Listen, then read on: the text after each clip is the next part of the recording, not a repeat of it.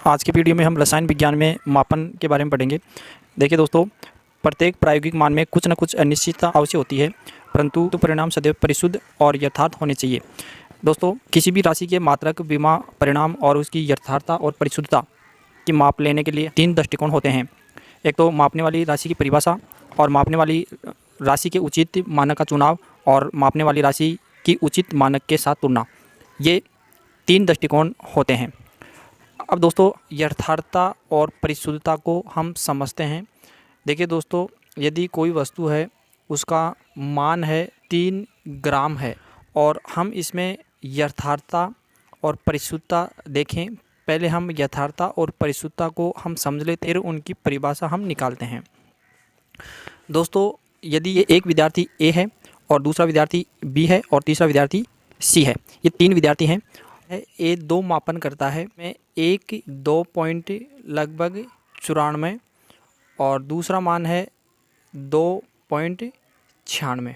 और जो बी विद्यार्थी है 2 मान इस प्रकार निकालता है, एक तो 2.94 निकालता है और दूसरा वो निकालता है 3.5।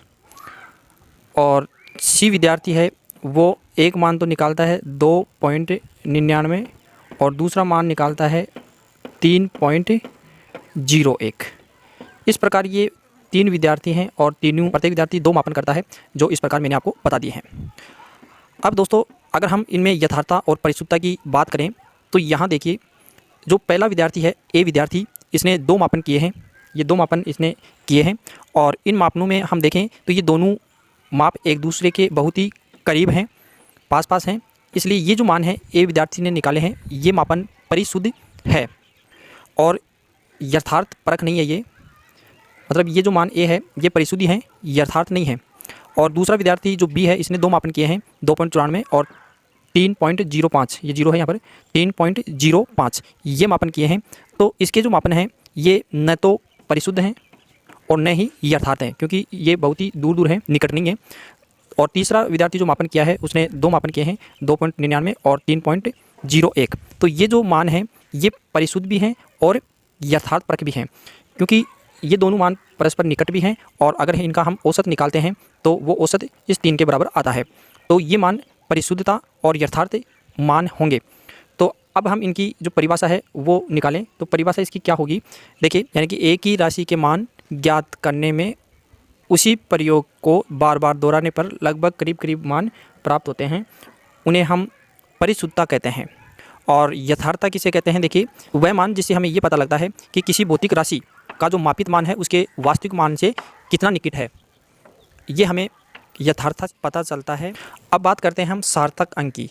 देखिए, सार्थक अंक वे अर्थपूर्ण अंक होते हैं जिनके द्वारा निश्चित अंक को अंतिम अंक के रूप में लिखा जाता है, कि विश्वसनीयता को प्रदर्शित करता है, वो कितना विश्वास करने योग्य है, यानी उस मान पर हम विश्वास कर सकते हैं। सार्थक अंकों की संख्या जितनी ज़्यादा होगी उसका मान उतना ही अधिक परिशुद्ध होगा, और जिस मान में सार्थक अंकों की संख्या कम होगी वह उतना ही कम परिशुद्ध होगा। सार्थक अंकों का निर्धारण करने के लिए कुछ नियम दिए गए हैं, उन नियमों को हमें ध्यान में रखना है। पहला जो नियम ये है कि सभी जो गैर शून्य अंक होते हैं वो सार्थक अंक होते हैं। जैसे हमारे पास कोई संख्या है, जैसे 35, 40, ये एक अंक है, तो इसमें सार्थक अंकों की संख्या 4 है, 4 सार्थक अंक होंगे। इसी प्रकार जैसे इसको इस प्रकार लिखा जाए, जैसे कोई संख्या है 3.54, तो इसमें सार्थक अंक 3 होंगे, 1, 2, 3। तो पहला नियम तो यही है, सभी गैर शून्य अंक सार्थक होंगे। अब इसके बाद में बात करते हैं हम दूसरे नियम की। देखिए, प्रथम गैर शून्य अंक से पहले आने वाले जो शून्य हैं वो सार्थक नहीं होते। ऐसे शून्य केवल दशमलव की स्थिति को ही बताएंगे। जैसे 0.03 है, या एक ये लें 0.0056 है, ये लें, इसमें सार्थक अंक 1 माना जाएगा, जो कि ये है। और इसमें सार्थक अंक 2 माने जाएंगे, ये 5 और 6, ये 0 सार्थक अंक नहीं माने जाएंगे। तो इसमें सार्थक अंक 1 है और इसमें सार्थक अंक 2 है। अब इसके बाद में अगला जो नियम ये है, 2 गैर शून्य अंकों के मध्य स्थित शून्य सार्थक होते हैं। अगर 2 गैर शून्य अंक हैं और उनके मध्य शून्य होंगे वो सार्थक होंगे। जैसे 5.006 है, और दूसरा उदाहरण हम ये लें कि 4.0036 लें। अब इसमें देखिए सार्थक अंकों की संख्या 4 होगी, 1, 2, 3 और 4, ये 4 सार्थक अंक होंगे। और इसमें देखिए 1 2 3 4 5, इसमें सार्थक अंक 5 होंगे। चौथा इसका नियम ये है, किसी अंक के दाईं ओर या अंत में आने वाले शून्य सार्थक होते हैं, परंतु उसके लिए ये शर्त है कि वे दशमलव की दाईं ओर स्थित हो। जैसे 0.3000 ये है और दूसरा 0.7000 है। अब इसमें देखिए, इसमें जो सार्थक अंक होंगे वो 3 होंगे। इसमें सार्थक अंक 3 हो गए, 1 2 3, 3 सार्थक अंक होंगे। और इसमें 1 2 3 4, इसमें 4 सार्थक अंक होंगे। लेकिन हम बात करें कि दशमलव, जिस संख्या में दशमलव नहीं होता है उसमें जो दाईं ओर के जो शून्य हैं वो सार्थक नहीं होते हैं। जैसे हम बात करें, जैसे 1000 की बात करें, 1000, अब इसके अंदर जो सार्थक अंक है वो केवल 1 ही होगा, क्योंकि ये सार्थक अंक 1 ही होगा अगर दशमलव नहीं होता है तो। और यदि हम 1000 लिया है और 1000 में एक सार्थक अंक था, लेकिन हम बात करें इसकी, देखिए अगर हम इस प्रकार लिख दें इसको, 1000 को 1000.0, अब इसके अंदर सार्थक अंक कितने होंगे, देखिए 1 2 3 4। अब इस शून्य को भी हम सार्थक अंक मानेंगे 5, इसमें सार्थक अंक 5 होंगे। और यदि कोई संख्या इस प्रकार लिखी जाए, जैसे 100 को हम इस प्रकार लिखते हैं 1 × 10⁻², तो इसमें सार्थक अंक इसी माना जाएगा कि जो वैज्ञानिक संकेत में प्रदर्शित करते हैं इनको, तो ये हमें इनको सार्थक अंक नहीं मानेंगे, इसको ही हम मानेंगे, क्योंकि इसको वापस हम गुणा करेंगे तो 100 ही आता है, तो इसमें सार्थक अंक 1 होगा। अब इसी प्रकार जैसे हम इसको माने 1.0 × 10⁻², अगर इसमें सार्थक अंक देखें तो इसमें सार्थक अंक इसको तो नहीं मानेंगे, और ये सार्थक अंक होंगे तो इसमें 2 होंगे सार्थक अंक, एक तो 1 और एक 0, इसको सार्थक अंक मानेंगे। इसी प्रकार जैसे 1.000 × 10⁻³ ये आ गया, तो इसमें सार्थक अंक इसको मानेंगे। इसमें कितने हो गए, 1 2 3 4, 4 सार्थक अंक होंगे। तो इस प्रकार हम सार्थक अंक का निर्धारण करते हैं। और इसके अलावा अगर हमारे पास से कोई दशमलव रहित कोई संख्या है और उसका मापन वो किसी मापन को व्यक्त करती है, तो उसके दाईं ओर के जो अंत वाले जो शून्य आते हैं उनको भी हम सार्थक अंक मान लेते हैं। जैसे हमारे पास एक संख्या है, जैसे 16,520, ये हमारे पास एक संख्या है और इसको हम जैसे कोई किलोमीटर में लिख देते हैं, किलोमीटर। तो अब इसमें जो सार्थक अंक मानेंगे वो इस शून्य को भी मानेंगे, 1 2 3 4, 4 तो ये हो गई और एक शून्य, 5 सार्थक अंक होंगे। इसी प्रकार जैसे ये संख्या थी, जैसे ये संख्या है, जैसे हमने अभी 1000 को माना है, तो इस 1000 के अंदर एक सार्थक अंक माना है। लेकिन अगर हमें 2000 दें तो 2000 को भी, इसमें भी हम एक सार्थक अंक मानेंगे, इसमें भी हम 2000 में भी एक सार्थक अंक मानेंगे। लेकिन हमारे को इस प्रकार दे दें कि 2000 किलोग्राम, इस प्रकार दे दें, तो अब हम इस जो 2000 में जो 0 दे रखे हैं 3, इनको भी सार्थक अंक मानेंगे, तो इसमें सार्थक अंक कितने हो जाएंगे, 4 हो जाते हैं। तो इस प्रकार यदि हमें कोई संख्या दे रखी है और वो किसी माप को व्यक्त करती है, तो हम जो दाईं ओर जो शून्य होती हैं उनको भी सार्थक अंक मान लेते हैं। और इसके बाद में अगला जो नियम है वो ये है कि किसी माप में लिखी गई जो 10 की घात है उसको सार्थक अंक नहीं मानते।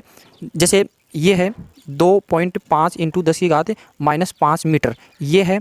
अगर हम इसकी बात करें तो यहाँ पर देखिए इसमें सार्थक अंक कितने होंगे, अब इसको सार्थक अंक नहीं मानेंगे हम, इन दोनों को सार्थक अंक मानेंगे, तो इसमें 2 सार्थक अंक होंगे। अब इसके अलावा देखिए अगला जो नियम क्या है कि वस्तुओं की गिनती, उदाहरण के लिए जैसे 2 पेन, 2 सेब, 20 सेब, तो इनमें जो सार्थक अंकों की संख्या है अनंत है। क्योंकि अगर हम बात करें जैसे 2 पेन है तो 2 को हम इस प्रकार भी लिख सकते हैं 2 पेन, या इसको हम इस प्रकार भी लिख सकते हैं, 2 के बाद में हम कितने भी हम 0 लगा सकते हैं, तो इसके जो सार्थक अंक होंगे वो अनंत होंगे। इसी प्रकार यदि हम बात करें जैसे 40 केले की बात करें तो 40 लिख के हम उसके बाद में कितनी भी 0 लगा सकते हैं। तो ऐसी जो संख्या है जो वस्तु की गिनती को प्रदर्शित करती है, इसमें जो सार्थक अंक होते हैं वो अनंत होते हैं। क्योंकि ये दोनों ही यथार्थपरक संख्याएं हैं और इनको दशमलव लिखकर उसके बाद में अनंत शून्य लिखकर भी व्यक्त किया जा सकता है, इसलिए इनमें सार्थक अंकों की संख्या है वो अनंत होती है।